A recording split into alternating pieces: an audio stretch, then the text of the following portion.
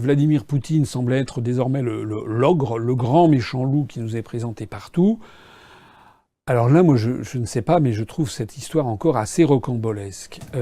Je n'en sais rien. Je suis comme tout le monde. Je n'en sais... Enfin, non, pas comme tout le monde. Moi, comme je l'avais dit pendant la présidentielle au moment de l'affaire du gazage qui avait fait grand bruit, où on m'avait sommé de condamner le régime de Bachar el-Assad, alors que j'avais dit mais je n'en sais rien. Et l'histoire m'a donné raison, puisqu'on sait maintenant que ce n'était probablement pas les troupes de Bachar el-Assad qui avaient procédé au gazage. Là, on est dans la même situation. On nous somme, à travers tous les pays occidentaux, de croire que la Russie a commandité l'assassinat d'un agent double, d'un ancien espion russe qui avait été retourné par les Britanniques, et de sa fille, par l'usage d'un gaz innervant, le Novitox ou quelque chose comme ça, qui serait produit par les Russes. Et donc, d'un seul coup, le gouvernement britannique dit que c'est un immense scandale. Et puis, la France, l'Union européenne, le Donald Trump, l'OTAN, tout le monde y met son grain de sel. C'est un scandale, la Russie très méchante.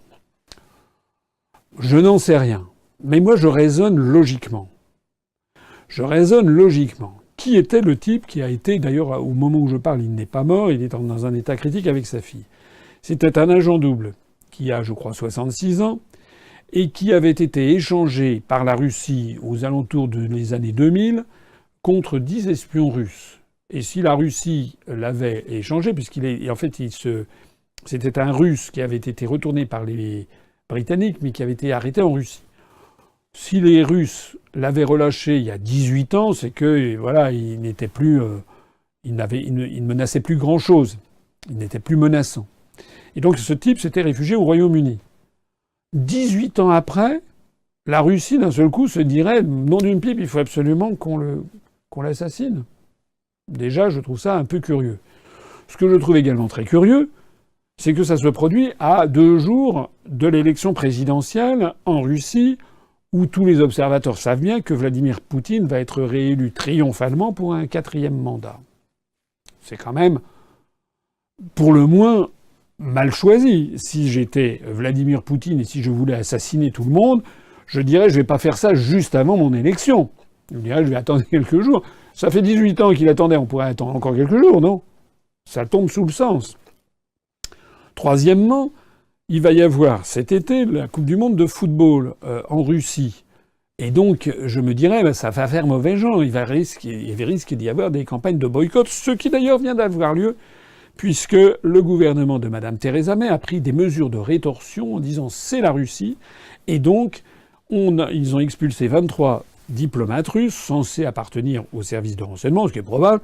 Et Mme Theresa May a dit, mais de toute façon, ni le membre du gouvernement, ni les membres de la famille royale, Kate Middleton, ça sera à Bézef, elle ne pourra pas aller en Russie, et ni les membres de la famille royale ne pourront se rendre en Russie pour la Coupe du monde de foot.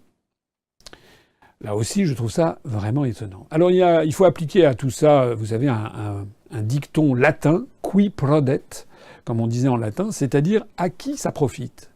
À qui profite le crime.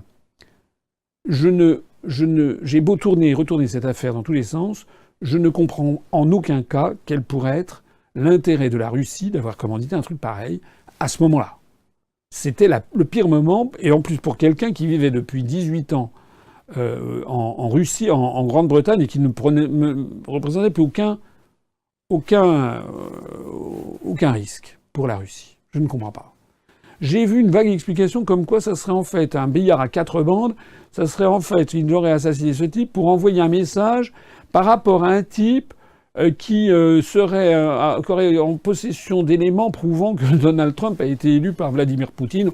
On retombe sur notre militant d'En Marche de Saint-Gaudens, Haute-Garonne. C'est dingue. C'est complètement dingue. Alors la cerise sur le gâteau de cette affaire, c'est que j'ai vu les médias qui se sont précipités sur un monsieur d'un âge vénérable, qui a, je crois, 85 ou 86 ans, et qui est russe, qui est l'inventeur de ce gaz innervant qui, paraît-il, est 5 à 6 fois plus violent que le VX qui avait servi à assassiner le demi-frère de Kim Jong-un à l'aéroport de Kuala Lumpur il y a quelques mois. Et donc ce monsieur, cet inventeur russe de ce gaz innervant, figurez-vous qu'il vit aux États-Unis depuis une vingtaine d'années. Et qu'il a expliqué que seuls les Russes savaient fabriquer ce gaz que lui-même a inventé. Ben, on nous prend pour quoi? On nous prend pour des billes. L'inventeur de ce gaz, donc celui qui a inventé le gaz, qui connaît la formule par cœur, il vit aux États-Unis depuis 20 ans et il explique que seuls les Russes savent le fabriquer. C'est-à-dire que les États-Unis, non, les Américains, quand ils lui ont donné la carte verte ou le passeport américain, ils se sont jamais dit, tiens, au fait, vous pourriez peut-être nous donner la recette. Hein, c'est peut-être un peu moins secret que la recette du Kentucky Fried Chicken ou du Coca. Vous pourriez peut-être nous donner. Non. On nous prend pour des billes. Donc moi, je trouve dans toute cette affaire, le plus extraordinaire, c'est la réaction de l'ensemble des pays d'Europe et notamment de la France. Parce que il n'y a même pas eu d'enquête. Le type, j'allais dire, le cadavre est encore chaud, il n'est même pas mort. Le type n'est même pas mort que tout de suite, on prend des mesures de rétorsion et vous avez, comment dirais-je, Macronet, là, à l'Élysée, là, qui nous dit tout ça, tout le monde le doigt sur la couture du pantalon, là, c'est Poutine, c'est Poutine, c'est Poutine, c'est Poutine. Bon, je sais pas, moi je trouve ça dingue, j'ai l'impression que les pays occidentaux sont dirigés de façon délirante. On a l'impression que désormais, c'est comme s'il y avait, je sais pas, des commanditaires qui disaient attention, là, Poutine, il faut absolument le flinguer, donc on va s'organiser tous copains, voilà, les pays de l'OCDE, hein, c'est-à-dire les États-Unis, le Canada, l'Union européenne, s'il vous plaît, tout le monde sous la houlette de Stoltenberg, le secrétaire général de l'OTAN, qui a dit c'est la Russie, et bien que tout le monde dit d'un seul coup c'est la Russie.